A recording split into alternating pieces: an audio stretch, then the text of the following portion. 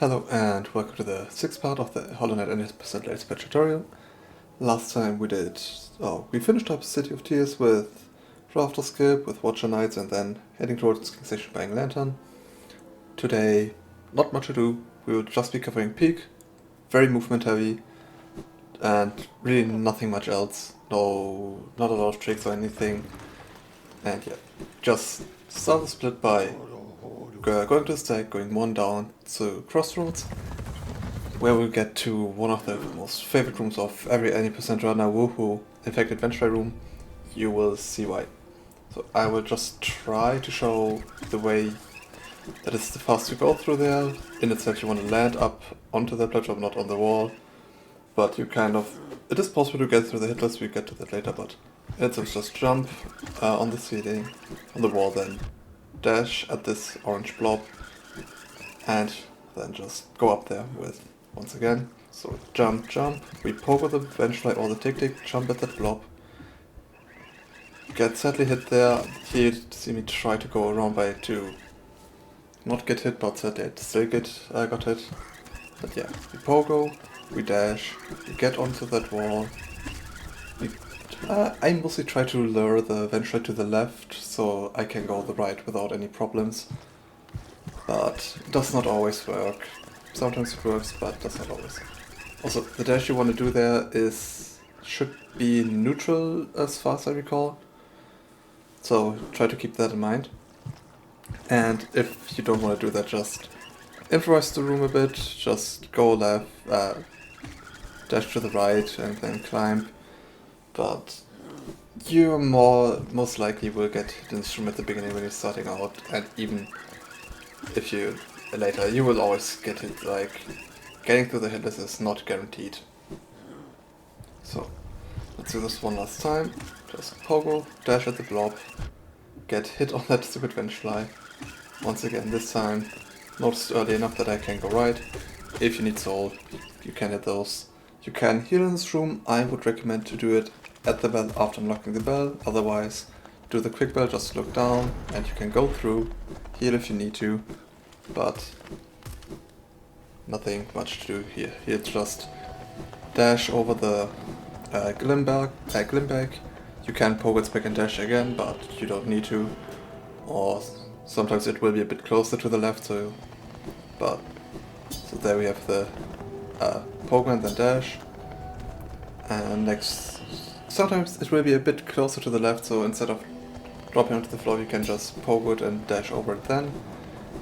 Or you can just land on the floor and then try to get over. And next is just a few dashes, and here tiny optimization, nothing you have to do. You can just poke with the lantern there and then reach for the wall. It saves you minuscule amounts of time, but if you do this, don't hold right, go neutral for a bit, and you're good. Next room, there we are kind of dependent on where the Glimback spawns. So there you saw it, or not where it spawns, but the way it looks. And then up here you can do, for example, 2 fireballs. Now, if you don't have 2 fireballs, we get to that now, but it can also now spawn on the other side or walk the other way. We prefer if it walks right because the left way is a tiny bit faster. We then just poke with a crystal, and then if you only have one, you can still hit the Glimback from behind with upstashes, as you just saw. Or you can also sometimes there once again, of course. Side is a bit of RNG here, but also you can hit for the front, but be careful that it does not hit you because we do like our health. Or if you're a bit more confident in how much health you will need for this segment, you can also just do the inventory knockback cancel, but do that when you are more confident in your abilities for the Crystal Peak split. Technically there is a way to go right, which I will be demonstrating in a second, but it is not recommended and definitely not needed for good times. It's RNG dependent. I don't think there really is a setup. So what we will try to do is poke the axe of the miner. So for that we just then jump immediately, do an immediate dash, jump, and then poke with the axe and dash into the wall. The thing is, it's not guaranteed for the miner to walk forwards. but that is not important for you. So, next room is also just movement once again.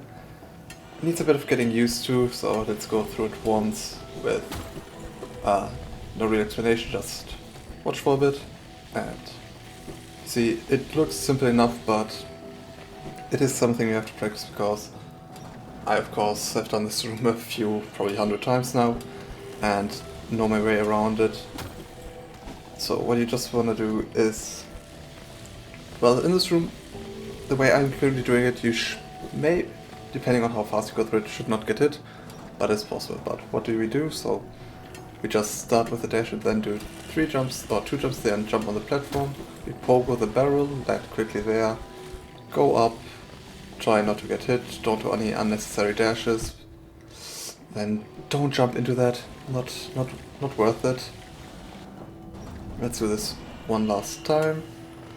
So 3 jumps, on the third we land on the platform, we poke with that, land there, go up. Sometimes, that is the one RNG part, sometimes the laser thing will hit you.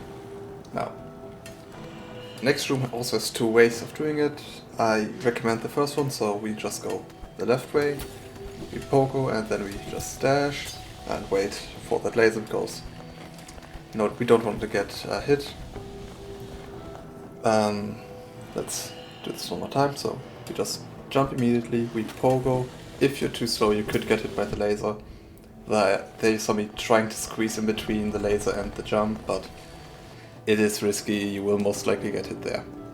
Now, another thing that you can do is, as you saw me try there, pogo to get up there.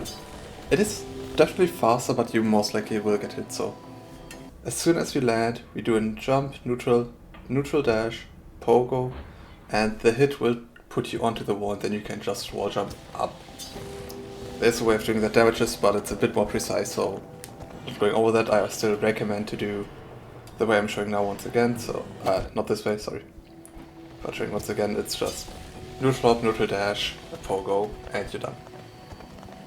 But also only recommended if you know that you won't get hit that much later on in the split.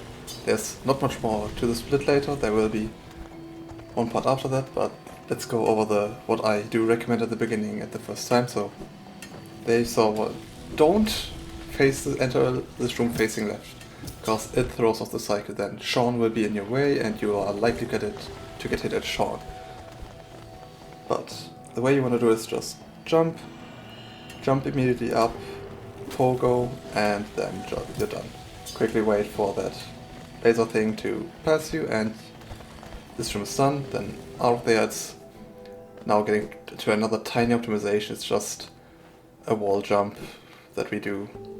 Instead of jumping to the wall and then jumping once or twice up, we just take the tiny wall and jump in the direction that we're also heading.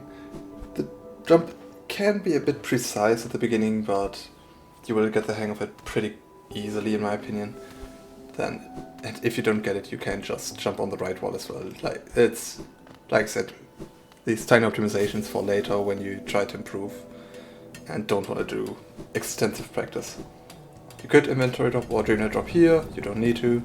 You can get it sorted here. Here it is actually, in my opinion, recommended to dream drop or inventory drop, because it's a long drop, so if you get the inventory drop, don't forget to get the feeling for the timing.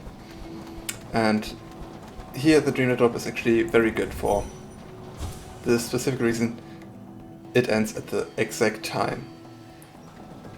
But yeah, and one more thing, so if you don't get it, just try to, so not getting it, just stay close to the conveyor but not on the conveyor and then dash. And the next room is now the final room. We'll start this room with 5 dashes and then not fail it like I just did, but the beginning if you fall is okay, don't worry about it. But very simple in itself, you can just enter the room and then dash 5 times and hold right. You don't need to jump, you can, but you don't need to. There's a few tiny jumps. One way of doing this is just turn around fireball to then dash. The fireball helps us stall enough time for the dash cooldown to reset. And there you see me now do the damageless laser cycle, which will be going over in a second again, but it is something you have to practice because otherwise you will get hit a lot and maybe die, but you shouldn't die as long as you play it carefully enough. So, just once again, 5 dashes. Instead of going below the one platform there, you can also jump over. So you see me jump over, then I do 2 jumps here, wait around the second spike thingy, don't dash in just below the spike dash, then dash again, jump, and then just dash, and from there just walk, wait for the laser to disappear, do a tiny jump over there, hold right and just dash through, and that's already it. And then just dash, because then you can just hold right and dash, that's there, and then the cool kids do underplat, because underplat is fancy. And that's, once again, it.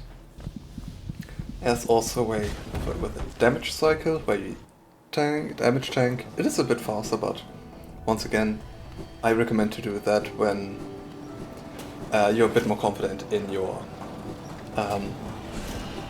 laser cycle in general. So instead of waiting there, we just jump up immediately, we jump into the laser, and then just go. And then once the end is the exact same, the cycle, like I said, is a bit faster, but you don't need to. And there you saw me forgetting to dash off the last platform. So then what do we do after? We just play it careful and don't rush because we don't want to die. But even if you fall, you should be able to get through there. And then of course you can go over the first platform. So once again, 5 dashes. And the difference now is we will go over it slowly again. So dash, then jump twice. Here on the next jump we just do 2 quick jumps diagonally, careful to not jump into the spikes. We do 2 dashes and then jump. So for the next one it's very important to not just hold right and dash, because sometimes you will get hit by the second laser. There you saw the laser, me basically dashing through the disappearing laser. Sometimes you can get hit by it if you're on 1 HP like I often am. You can get hit there and die. Very unfortunate. But that is already the entire split. There's not very much to do here. So let's do damageless cycle one more time. The reason why you can also go above the platform, not only below, is because the laser cycle only activates when you reach this lantern. So just do dash, dash, then walk a bit, and then we're good. Like most things, it does need a bit of practice, but it is nothing all too difficult in my opinion. You should be able to pick the timings up relatively fast in my opinion. And yeah, once again, that's already the entire split. We will then now do just another quit out. This is why we benched in Dirtmouth at the end of the last tutorial part. So just once again, quit out, and you will be in Dirtmouth. So what did we do in this tutorial? We just basically did the movement for peaks. There's not a lot in here, but it is something you have to practice because it's probably the movement heaviest split in the run, with Mantis Claw probably. So we just did the movement there, the movement 7. Technically I showed you a trick that I don't recommend at the beginning, and no bosses. And that's it for this part. Next part will be covering Umu, another annoying boss for reasons of RNG, but we'll get to that when we get to that. Thanks for watching this part of the tutorial, and goodbye. Bleh, bleh, bleh.